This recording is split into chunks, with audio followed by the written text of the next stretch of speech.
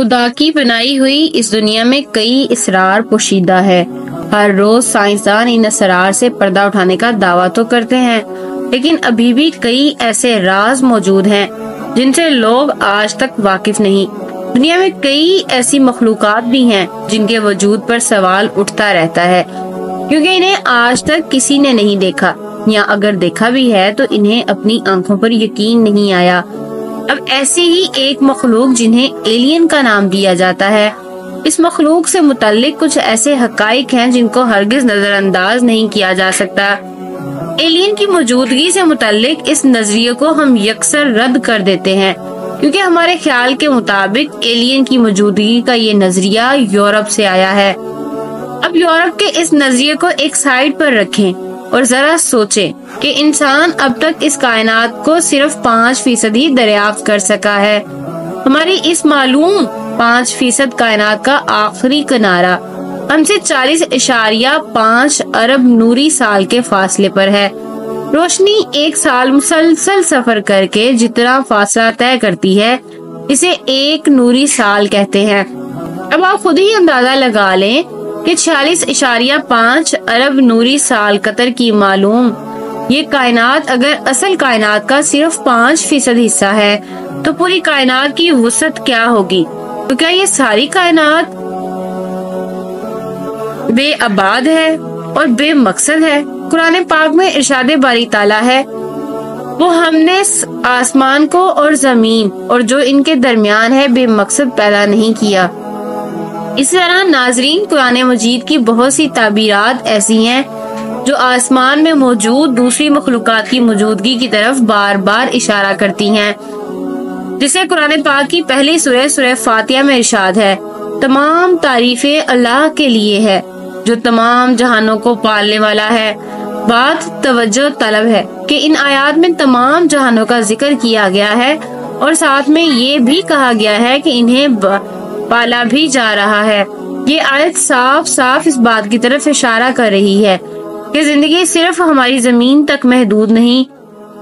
وہ شاید اسی لیے شاعر نے قلم اٹھائی اور لکھ دیا، ستاروں سے آگے جہاں اور بھی ہیں، ابھی شکر کے امتحان اور بھی ہیں، ہے زندگی سے نہیں یا فضائے یہاں، سینکڑوں کارواں اور بھی ہیں۔ اگلا اشارہ قرآن پاک ان مخلوقات کے بارے میں کچھ یوں دیتا ہے، زمین اور آسمان میں جتنے بھی لوگ ہیں سب اس سے مانگتے ہیں اور وہ ہر روز کسی نہ کسی کام میں ہوتا ہے۔ یہاں بھی آسمانی مخلوق کی کھلی نشانی ملتی ہے۔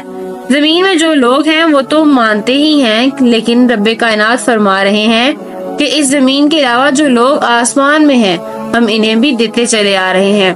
سورہ نحل میں ارشاد ہے، اور وہ ایسی مخلوقات کو پیدا فرماتا جا رہا ہے جسے تم نہیں جانتے۔ اس کے علاوہ بھی قرآن میں اللہ تعالیٰ ارشاد فرماتے ہیں، اس کی نشانیوں میں سے یہ زمین اور آسمان کی پیدائش اور یہ جاندار مخلوقات جو اس نے دونوں جگہ پھیلا رکھی ہیں اور وہ جب چاہے انہیں اکٹھا کر سکتا ہے۔ ان آیات میں یہ بات واضح بیان کی گئی ہے کہ زمین کی طرح اس کائنات میں اور بھی بے شمار جگہ ایسی ہے جہاں زندہ مخلوق موجود ہے۔ ہم یہ نہیں جانتے کہ وہ مخلوق کس طرح کی ہے، لیکن ان کا ہونا ایک یقینی امر ہے۔ یہ الگ بات ہے کہ یہ خلائی مخلوق ہمیں کس روپ میں اور کیسے دکھائی دے گی، یہ کس مادے سے بنی ہوگی اور کس قسم کے ماحول میں زندہ رہتی ہے۔ کچھ لوگ کہتے ہیں کہ زمین اور آسمان کے درمیان تو پرندے بھی اڑتے نظر آتے ہیں، تو ہو سکتا ہے اس آیت میں اللہ نے زمین اور آسمان کے درمیان جن پھیلی ہوئی مخلوقات کا ذکر کیا ہے وہ یہی پرندے ہوں۔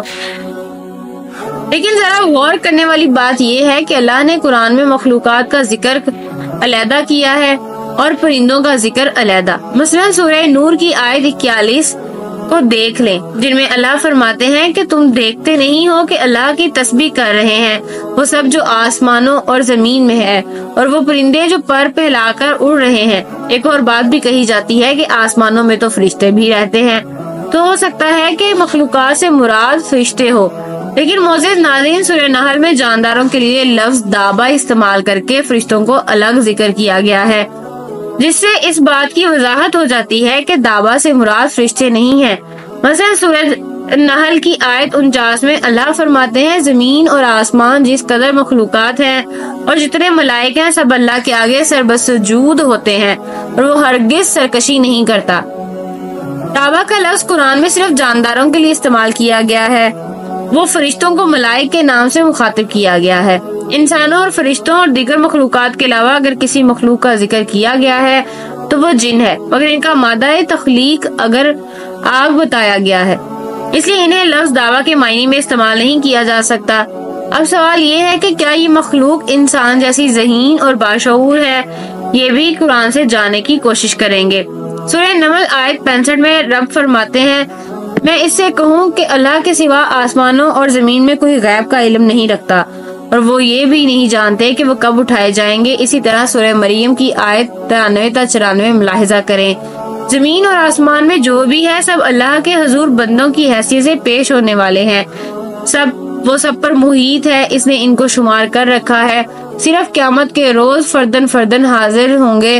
زمین اور آسمان کے اندر موجود ان مخلوقات کا ذکر ہے جنہیں قیامت کے بعد دوبارہ زندہ کیا جائے گا اور جن سے ان کے اعمال کا حساب لیا جائے گا۔ اب یہ بات نہایت واضح ہے کہ اگر زمین اور آسمانوں میں پائے جانے والی کسی مخلوق سے اس کے اعمال کا حساب لیا جائے گا تو اس مخلوق کا ذہین اور با اختیار ہونا ضروری ہے۔ قرآن پاک کی آیت کے ساتھ ساتھ کچھ ایسے واقعات بھی ہیں جو ایسی مخلوقات کے ہونے کا منہ بولتا ثبوت ہے۔ مثلاً آپ واو سگنل ہی کو دیکھ لیں جو کسی انجانی مخلوق نے خلا سے ہماری زمین کو بھیجا تھا۔ دوسری دنیا سے ملنے والے اس پیغام کو ہم کسی اور ویڈیو میں وضاحت سے ڈسکس کریں گے۔ آج سے 40 سال پہلے ڈرائن کارپوریشن کے سائنسدانوں کی ٹیم نے اپنے فلکیاتی تجربات کے بارے میں ایک تفصیلی رپورٹ شائع کی۔ زمین جس کہکشاں میں واقع ہے، صرف اس کے اندر تقریباً 7 کروڑ ایسے سیارے پائے جاتے ہیں جن کے حالات اور ایٹماسفیئر ہماری زمین سے بہت ملتے جلتے ہیں۔ اس بات کا قوی امکان ہے کہ ان کے اندر کوئی جاندار مخلوق موجود ہے۔ اس بات کو ہم نے قرآن پاک میں تلاش کیا تو قرآن پاک نے یہاں بھی ہماری رہنمائی کی۔ سورہ الطلاق آیت 12 اللہ وہ ہے جس نے 7 آسمان بنائے اور اس زمین کی جیسی اور زمینیں بھی ان کے درمیان حکم نازل ہوتا ہے۔ یہ بات تمہیں اس لیے بتائی جا رہی ہے تاکہ تم جان لو کہ اللہ ہر چیز پر قدرت رکھتا ہے اور یہ کہ اللہ کا علم ہر چیز پر محیط ہے۔ حکم نازل ہونے سے مراد زندگی کا اصول ہے جنہیں زندگی گزارنے کے طریقے سکھائے جاتے ہیں۔ اس آیت کی تفسیر بتاتے ہوئے لکھا جاتا ہے کہ اس آیت کا مفہوم یہ نہیں کہ جتنے آسمان بنائے اتنی زمینیں بھی بنائی گئیں، بلکہ مطلب یہ ہے کہ جیسے اللہ نے متعدد آسمان بنائے ویسے ہی متعدد زمینیں بھی بنائیں۔ اور زمین کی قسم کا مفہوم یہ ہے کہ جس طرح یہ زمین جس پر انسان رہتے ہیں یہاں رہنے والی زندہ مخلوقات کے لیے خوشگوار بنی ہوئی ہے، اسی طرح اللہ نے اس کائنات میں اور بھی زمینیں بنا رکھی ہیں جو اپنی اپنی آبادیوں کے لیے فرش و گہوارہ ہے۔ اور آسمان میں جو تارے اور دیگر سیارے نظر آتے ہیں یہ سب ویران اور بنجر نہیں ہے، بلکہ ہماری زمین کی طرح ان میں بکثرت ایسے ہی جن میں دنیا آباد ہے۔ جیسا کہ ہم نے اس سے پہلے قرآن پاک میں اللہ کا ارشاد ذکر کیا کہ ہم نے آسمان اور زمین اور ان کے درمیان جو کچھ ہے بے مقصد پیدا نہیں کیا۔ اس کے علاوہ سائنسدانوں نے ڈال ایکویشن تھیوریز میں یہ دعویٰ کیا ہے کہ کائنات میں بسنے والی مخلوقات سمندر کے ریت کے ذروں سے بھی زیادہ ہے۔ معزز ناظرین، اگر آپ کو ہماری یہ ویڈیو پسند آئی تو اس ویڈیو کو لائک کریں اور شیئر کیجیے گا اور ہمارے اپنے چینل کو سبسکرائب کیجیے گا۔ اللہ تعالیٰ سے دعا ہے کہ ہمیں اپنی فرمانبرداری اور شکر گزاری کی زندگی گزارنے کی توفیق عطا فرمائے۔ آمین یا رب العالمین۔